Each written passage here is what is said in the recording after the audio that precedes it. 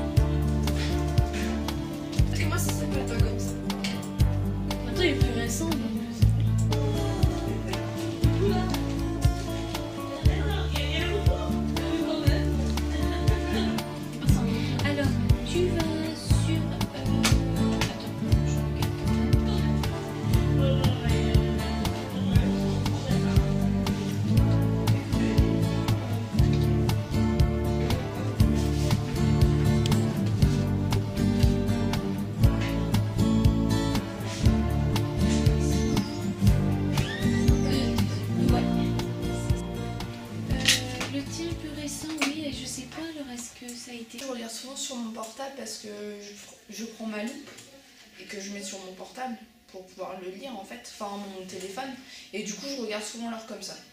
Ou bah après quand je suis sur mon ordinateur il n'y a pas de problème, comme c'est grossi, je regarde l'heure directement sur l'écran.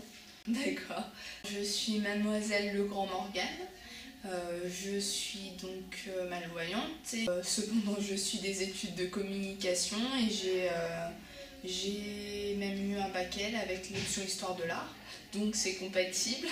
Et je suis donc dans le cadre du BTS Communication en stage à l'APF.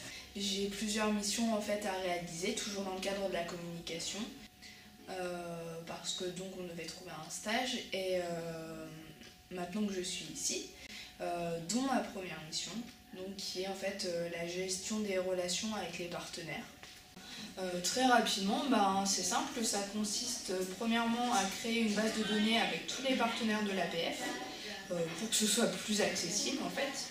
Dans un second temps, maintenir les relations avec les partenaires actuels, avec de l'emailing et puis un côté très humain en fait, puisque c'est vraiment le but. Et aussi, parce que c'est important, chercher de nouveaux partenaires, puisque l'APF justement est toujours en recherche de nouvelles relations à tisser et puis essaie de donner un peu de visibilité. Donc voilà, moi je veux dynamiser tout ça.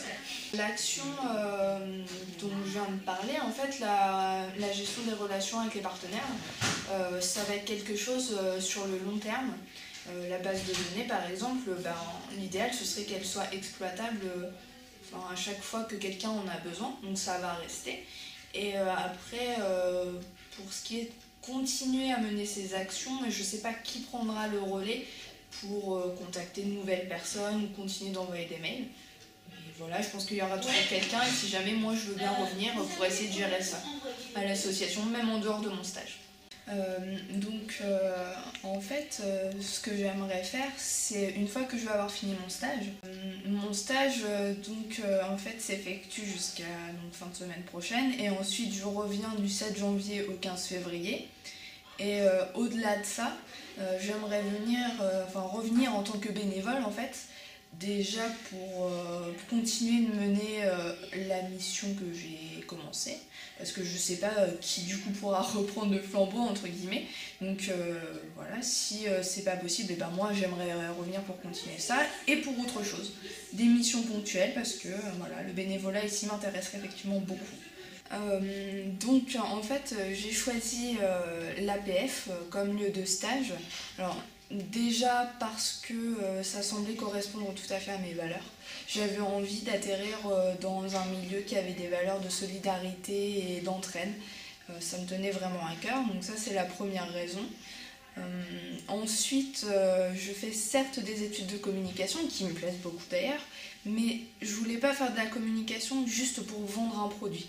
J'avais envie de mettre mes compétences, on va dire, en communication au service de quelque chose d'humble et qui puisse aider les gens. Donc du coup, c'était le milieu idéal.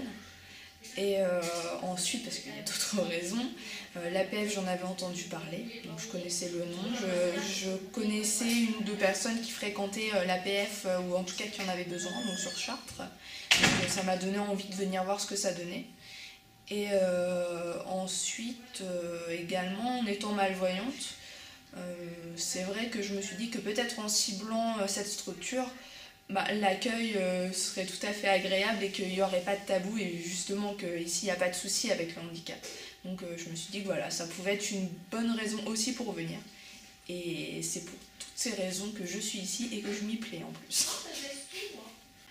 Aujourd'hui nous sommes donc jeudi et moi je suis là en fait depuis peu, donc depuis lundi. Ce qui ne m'a pas empêché en ce laps de temps très court, déjà d'avoir l'occasion de constater l'ambiance très conviviale, au-delà de la convivialité presque familiale, j'ai trouvé, parce qu'on voit qu'il y a une bonne entente avec les équipes, que tout le monde a l'air de se connaître, et voilà, quand on vient ici, j'ai l'impression qu'on se retrouve un petit peu avec des personnes qu'on apprécie. Puis j'ai vu aussi qu'il y avait différents ateliers qui étaient organisés. Donc j'ai vu l'atelier de Max par exemple, donc très sympathique, un côté très original dans la conception. Puis il y a d'autres ateliers dont j'ai entendu parler, je sais qu'il y a un atelier cuisine par exemple, ou un atelier informatique. Et voilà, c'est toute cette vie-là qui est menée au sein de l'APF et ce que j'aime beaucoup, c'est de voir qu'on peut communiquer ici. On n'est pas juste dans un bureau, il y a toujours des rires, des personnes qui viennent, que ce soit des personnes en fauteuil ou des personnes qui sont debout, ou des jeunes, des plus âgés, voilà. C'est très varié, c'est la mixité qui est très intéressante aussi. Par rapport aux personnes que j'ai pu rencontrer à l'APF, on peut peut-être faire un petit clin d'œil notamment donc, à la personne qui filme et à la personne qui va être responsable de la diffusion en fait, des vidéos, qui sont toutes deux des personnes en situation de handicap.